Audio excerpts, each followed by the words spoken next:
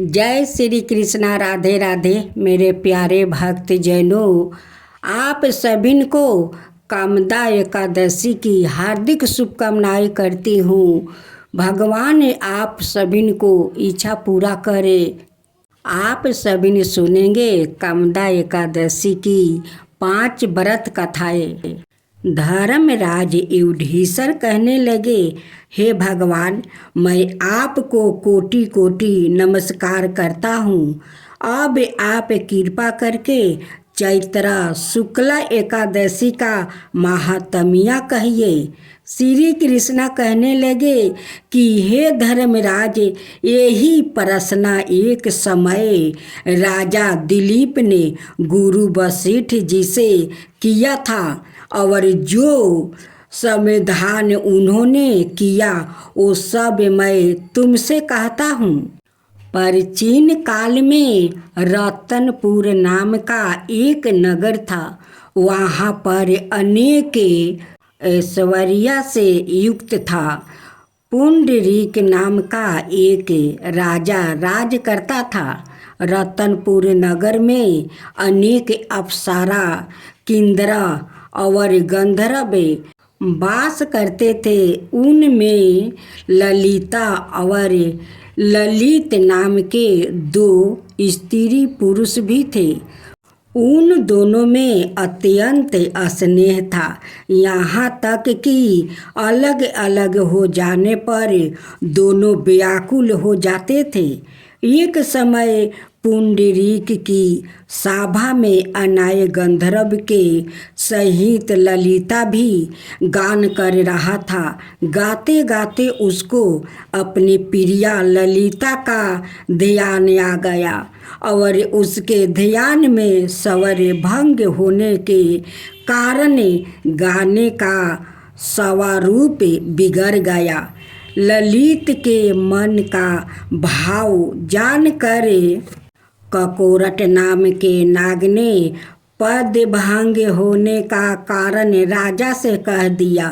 तब पुंडरीक ने क्रोधपूर्वक कहा कि तू मेरे सामने गाता हुआ अपनी स्त्री का स्मरण कर रहा है। अत तू कच्चा मांस और मनुष्यों को खाने वाला राक्षस बनकर अपने किए कर्म का फल भोगे। पुंडरीक के श्राप से ललित उसी क्षण महाकाया विकराल राक्षस हो गया। उसका मुख अत्यंत भयंकर, नेत्रा सूर्य चंद्रमा की तरह है परिपीत हो गया और मुख से अग्नि निकलने लगी। उसकी नाक पर्वत की केंद्रा के समान विशाल हो गई और गर्दन पर्वत के समान लगने लगी। सिर में बाल पर्वतों पर खरे वृक्षों के समान लगने लगे और भुजाएं अत्यंत लंबी हो गई। कुल मिलाकर उसका शरीर 8 योजन के विस्तार में हो गया। इस प्रकार राक्षस होकर वो अनेक प्रकार के दुख भोगने लगा। जब उसकी प्रियतम ललिता को यह सब वृत्तांत मालूम हुआ तो उसको अत्यंत दुख हुआ और वो अपने पति के उद्धार का यत्न सोचने लगी। वो राक्षस अनेक प्रकार के घोर दुख सहता घने वनों में रहने लगा। उसकी स्त्री उसके पीछे पीछे जाती है और अनेक प्रकार से विलाप करती रही। एक बार ललिता अपने पति के पीछे घूमती घूमती विंध्याचल पर्वत पर चली गई, जहाँ पर श्रृंगी ऋषि का आश्रम था। ललिता शीघ्र ही श्रृंगी ऋषि के आश्रम में गई और वहाँ जाकर मिनती भाव से प्रार्थना करने लगी। उसे देखकर श्रृंगी ऋषि बोले, हे सुबेगो, तुम कौन हो और यहाँ किस लिए आई हो? ललिता बोली कि हे मुनि, मेरा नाम ललिता है। मेरा पति राजा पुंडरीक के श्राप से विशाल काया राक्षस हो गया है। इसका मुझको महान दुख है। उसके उद्धार का कोई उपाय बतलाइए। श्रृंगी ऋषि बोले, हे गंधर्व कन्या, अब चैत्र शुक्ल पक्ष एकादशी आने वाली है, जिसका नाम कामदा एकादशी है। उसका व्रत करने से मनुष्य के सब कार्य सिद्ध होते हैं। यदि तू कामदा एकादशी का व्रत करके उसके पुण्य का फल अपने पति को दे दो तो वो शीघ्र ही राक्षस योनि से मुक्ति हो जाएगा और राजा का श्राप भी अवश्य में शांत हो जाएगा। मुनि के ऐसे वचन सुनकर ललिता ने चैत्र शुक्ला एकादशी आने पर उसका व्रत किया और द्वादशी को ब्राह्मणों के सामने अपने व्रत का फल अपने पति को दे दिया। भगवान से इस प्रकार प्रार्थना करने लगी, हे प्रभु, मैंने जो यह व्रत किया है इसका फल मेरे पति देव को प्राप्ति हो, जिससे वो राक्षस योनि से मुक्ति हो जाए। एकादशी का फल देते ही उसका पति राक्षस योनि से मुक्ति होकर अपने पुराने स्वरूप को प्राप्ति हुआ। फिर अनेक सुंदर वस्तुभूषण से युक्त होकर ललिता के साथ विहार करने लगा। उसके पश्चात वो दोनों विमान में बैठकर स्वर्ग लोक को चले गए। वशिष्ठ मुनि कहने लगे कि हे राजन, इस व्रत को विधि पूर्वक करने से समस्त पाप नाश हो जाता है और राक्षस आदि की योनि भी छूट जाती है। संसार में इसके बराबर कोई और दूसरा व्रत नहीं है। इसकी कथा पढ़ने या सुनने से बजय पे जग का फल प्राप्त। तो भगवान की जय हो, विष्णु भगवान की जय हो। दैत्यराज काल नेमी की कन्या बिंदा का विवाह जलंधर से हुआ। जलंधर महाराक्षस था, अपनी साता के मध्य में चूर हो गया था। उसने माता लक्ष्मी को पाने की कामना से युद्ध किया, परंतु समुद्र से ही उत्पन्न होने के कारण माता लक्ष्मी ने उसे अपना भाई के रूप में स्वीकार किया। वहां से वो पराजित होकर वो देवी पार्वती को पाने की लालसा से कैलाश पर्वत पर गया। भगवान देव शिव का ही रूप धारण कर माता पार्वती के समीप गया, परंतु माँ ने अपने योग बल से उसे तुरंत पहचान लिया और वहां से अंतर्ध्यान हो गई। देवी पार्वती ने क्रोध होकर सारा वृत्तांत भगवान विष्णु को सुनाई। जलंधर की पत्नी बिंदा अत्यंत पतिव्रता स्त्री थी। उसी के पतिव्रता धर्म की शक्ति से जलंधर ना तो मारा जाता था और ना ही पराजित होता था। इसलिए जलंधर का नाश करने के लिए बिंदा का पतिव्रता धर्म को भंग करना बहुत आवश्यक था। इसी कारण भगवान विष्णु ऋषि का भेष धारण कर वन में जा पहुँचे, जहाँ बिंदा अकेली बर्मन कर रही थी। भगवान के साथ दो मायावीर राक्षस भी थे, जिन्हें देखकर बिंदा भयभीत हो गई। ऋषि ने बिंदा के सामने पल में दोनों को भस्म कर दिया।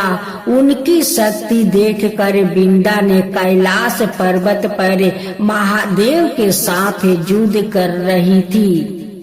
अपने पति जलंधर का बारे में पूछा। ऋषि ने अपने माया जाल से 2 बांदर प्रकट किया। एक बांदर के हाथ में जलंधर का सिर था और दूसरे के हाथ में धड़ था। अपने पति की यह दशा देखकर बिंदा मूर्छित होकर गिर पड़ी। होश में आने पर उन्होंने ऋषि रूपी भगवान से विनती की कि वो उसके पति को जीवित करे। भगवान ने अपनी माया से पुनः जलंधर का सिर धड़ से जोड़ दिया, परंतु सवाए भी वो उसी शरीर में प्रवेश कर गया। बिंदा को इस छल का तनिक भी आभास नहीं हुआ। जलंधर बने भगवान का साथ बिंदा पतिव्रता का व्यवहार करने लगी, जिससे उसका सतीव्रता भंग हो गया। ऐसे होते ही बिंदा का पति जलंधर युद्ध में हार गया। इसे सारी लीला का जब बिंदा को पता चला तो उसने क्रोध होकर भगवान विष्णु को हृदयहीन शिला होने का श्राप दे दिया। अपने भक्त के श्राप को भगवान विष्णु ने स्वीकार किया और शालिग्राम पत्थर बन गए। सृष्टि के पालनकर्ता के पत्थर बन जाने से ब्रह्मांड में अंश तुलन की स्थिति हो गई। यह देखकर सभी देवी देवताओं ने बिंदा से प्रार्थना किया कि वो भगवान विष्णु को श्राप से मुक्त कर दे। बिंदा ने भगवान विष्णु को श्राप मुक्त कर सवाए आत्मदाह कर लिया। जहाँ बिंदा भस्म हुई वहाँ तुलसी का पौधा उगा। भगवान विष्णु ने बिंदा से कहा, हे बिंदा, तुम अपने सतीव्रता के कारण मुझे लक्ष्मी से भी अधिक प्रिय हो गई हो। अब तुम तुलसी का रूप में सदा मेरे साथ रहोगी। तब से हर साल कार्तिक महीने का देवउठानी एकादशी का दिन तुलसी विवाह के रूप में मनाया जाता है। जो मनुष्य भी मेरे शालिग्राम रूप के साथ तुलसी का विवाह कराएंगे उसे इस लोक और परलोक में विपुल यश प्राप्त होगा। उसी दैत्य जलंधर की यह भूमि जलंधर नाम से विख्यात है। माँ तुलसी की जय हो, माँ तुलसी की जय हो, विष्णु भगवान की जय हो, विष्णु भगवान की जय हो। माँ लक्ष्मी की जय हो, माँ लक्ष्मी की जय हो। माँ लक्ष्मी की व्रत पूजा विधि। सबसे पहले एक चौकी पर माँ लक्ष्मी और भगवान गणेश की मूर्ति की स्थापना करे। ध्यान रखे कि मूर्ति का मुख पूर्व या पश्चिम दिशा में रखे। इसके बाद थोड़ा सा चावल डालकर लक्ष्मी जी के पास कलश की स्थापना करे। कलश के ऊपर एक नारियल में कपड़ा बांध कर रखे। इसके बाद गणेश जी के और चावल की 16 डेरिया बनाए या 16 मातृका की प्रतीक है। 9 ग्रह और 16 मृतका के बीच अवस्थित का चिन्ह बनाए। साथ ही 11 दीपक, खील, बतासे, मिठाई, वस्तु, आभूषण, चंदन का लेपे, सुंदर कुमकुम, सुपारी पान फूल, दूभा चावल लवंग इलायची केसर कपूर हल्दी दूब अगरबत्ती। इसके बाद विधि विधान के साथ पूजन करे। सबसे पहले गाथा का पाठ करे, अंत में भगवान गणेश और माँ लक्ष्मी की आरती करे। एक गांव में एक ब्राह्मणी रहती थी। वो दिन प्रतिदिन भगवान विष्णु की आराधना करती थी। भगवान विष्णु उसकी भक्ति से बहुत प्रसन्न हुए और उन्हें अपनी प्रिया भक्त को दर्शन दिया। साथ ही ब्राह्मणी ने कहा कि तुमने जो वरदान मांगना है तुम मांग सकते हो। जब ब्राह्मणी ने इच्छा जाहिर करते हुए कहा कि वो चाहती है कि उसके घर में माँ लक्ष्मी का वास हो जाए। इसके बाद भगवान विष्णु ने उस ब्राह्मणी को अपने घर में माँ लक्ष्मी को बुलाने की तरीका बताया। भगवान विष्णु ने बताया कि तुम्हारे घर में कुछ ही दूरी पर जो मंदिर है वहाँ एक स्त्री आती है और वहाँ आकर उपले थापती है, तो तुम्हें उसे अपने घर आने का निमंत्रण देना होगा। वो ही माँ लक्ष्मी है। ब्राह्मणी ने भगवान विष्णु के कहे अनुसार ही किया। ब्राह्मणी ने उस स्त्री को अपने घर आने का निमंत्रण दिया। तब माँ लक्ष्मी ने उस ब्राह्मणी से कहा कि वो 16 दिन के लिए माँ लक्ष्मी की पूजा करे। माँ लक्ष्मी के कहे अनुसार ब्राह्मणी ने 16 दिन तक माँ लक्ष्मी की उपासना की। माँ लक्ष्मी ने फिर उस ब्राह्मणी को आशीर्वाद दिया और उसके घर में निवास किया। तभी से जो व्याकृत चैत्र महीने के माँ लक्ष्मी की इन 16 दिन तक उपासना करता है, माँ लक्ष्मी उसे प्रसन्न होकर उसे सुख समृद्धि का आशीर्वाद देती है। गणेश जी रिद्धि सिद्धि के देवता और विघ्न विनाशक देवता है, जो पूजा अर्चना से प्रसन्न होकर भक्त की हर बाधा को दूर करे, सुख सौभाग्य और धन धनाई के भंडार भर देते हैं।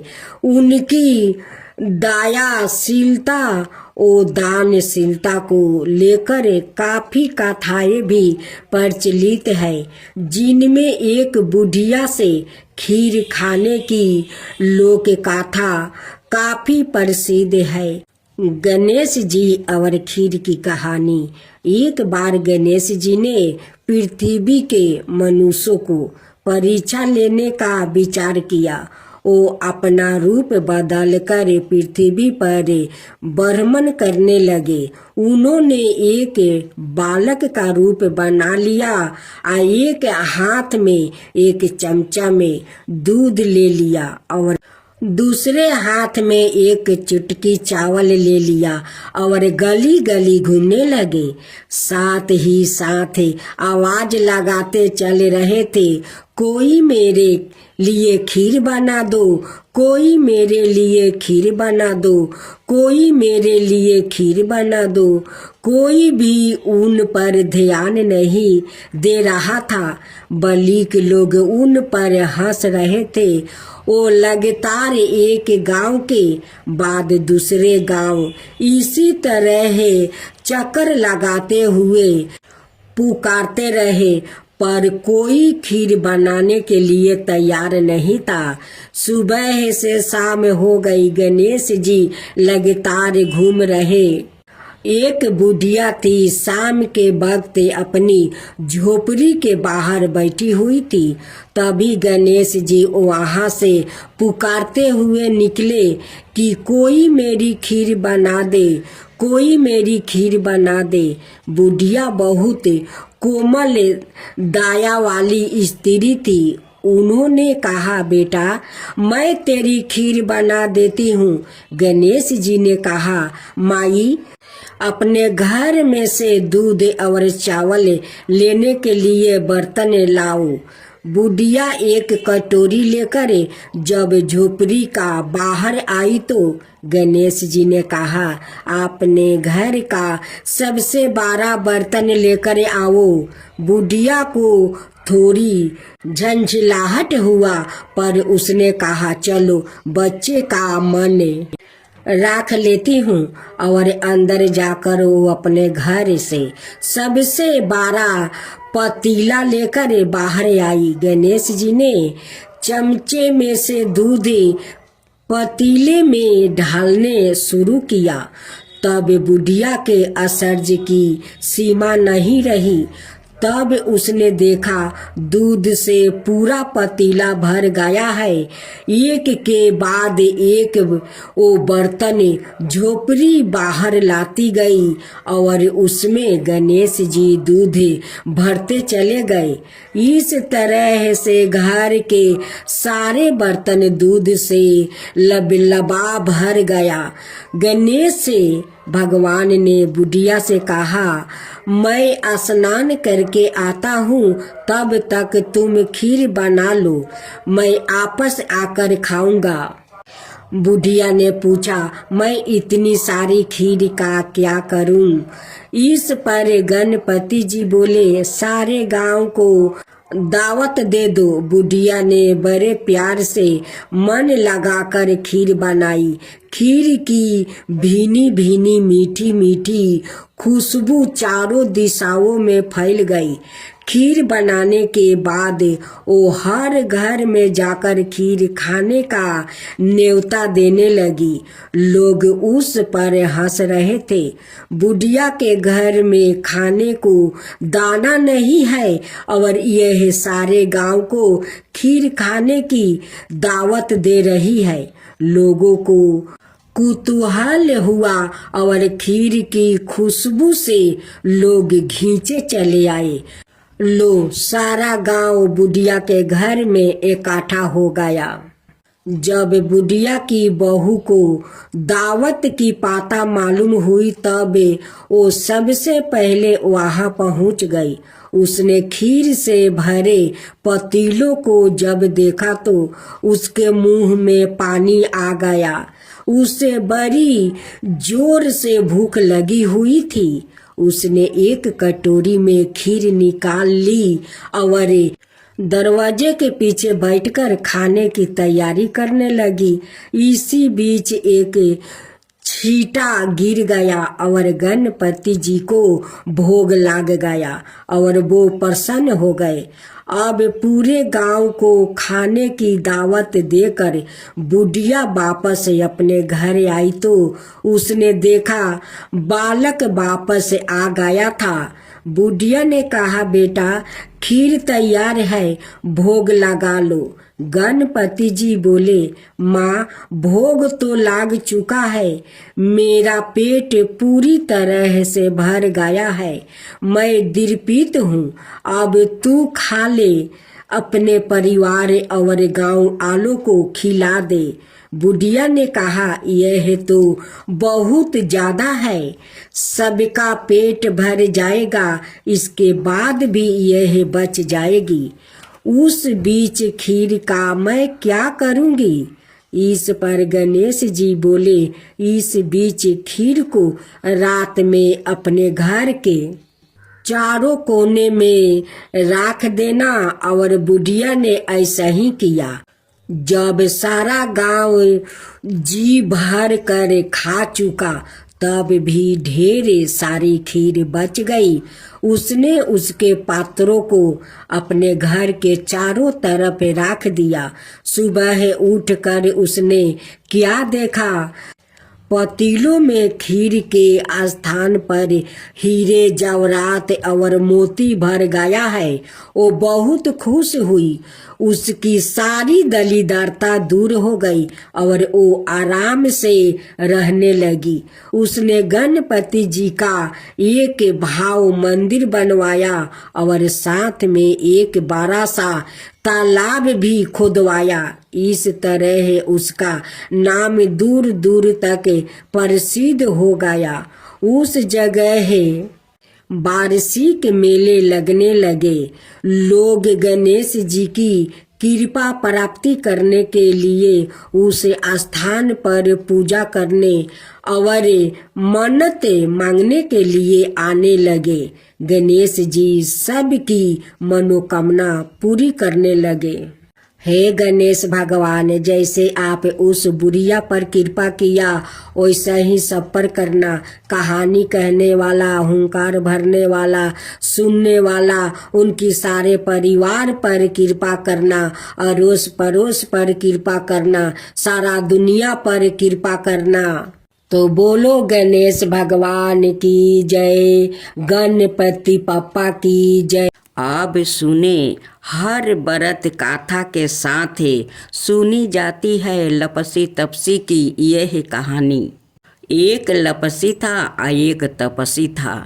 तपसी हमेशा भगवान की तपस्या में लीन रहता था और लपसी रोजाना सावा शेर की लपसी बनाकर भगवान का भोग लगा कर जिमा लेता था। एक दिन दोनों लड़ने लगे। लपसी बोला, मैं रोज भगवान की तपस्या करता हूँ, इसलिए मैं बारा हूँ। तपसी बोला, मैं रोज भगवान को सावा शेर लपसी का भोग लगाता हूँ, इसलिए मैं बारा हूँ। नारद जी वहाँ से गुजर रहे थे। दोनों को लड़ता देख कर उनसे पूछा कि तुम क्यों लड़ रहे हो। तपसी ने खुद के बारा होने का कारण बताया और लपसी ने अपना कारण बताया। नारद जी बोले, तुम्हारा फैसला मैं कर दूंगा। दूसरे दिन लपसी और तपसी नहा कर अपनी रोज की भांति करने आए तो नारद जी ने छुप कर 1.25 करोड़ की एक एक औंठी उन दोनों के आगे रख दिया। लपसी की नजर जब औंठी पर पड़ी तो उसने चुपचाप औंठी उठाकर अपने नीचे दबा लिया। लपसी की नजर औंठी पर पड़ी लेकिन उसने ध्यान नहीं दिया। भगवान को भोग लगाकर लपसी खाने लगा।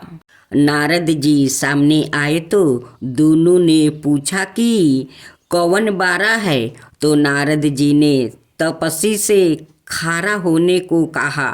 वो खारा हुआ तो उसके नीचे दबी औंठी दिखाई पड़ी।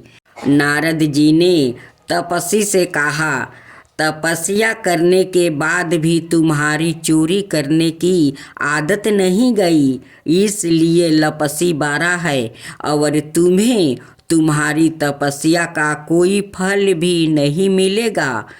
तपसी शर्मिंदा होकर माफ़ी मांगने लगा। उसने नारद जी से पूछा, मुझे मेरी तपस्या का फल कैसे मिलेगा। नारद जी ने कहा, यदि कोई गाय और कुत्ते की रोटी नहीं बनाएगा तो फल तुझे मिलेगा। यदि कोई ब्राह्मण को भोजन करवा कर दक्षिणा नहीं देगा तो फल तुझे मिलेगा। यदि कोई साड़ी के साथ ब्लाउज नहीं देगा तो फल तुझे मिलेगा। यदि कोई दिए से दिए जलाएगा तो फल तुझे मिलेगा। यदि कोई सारी कहानी सुने लेकिन तुम्हारी कहानी नहीं सुने तो फल तुझे मिलेगा। उसी दिन से हर व्रत कथा कहानी के साथ लपसी तपसी की कहानी भी सुनी और कही जाती है।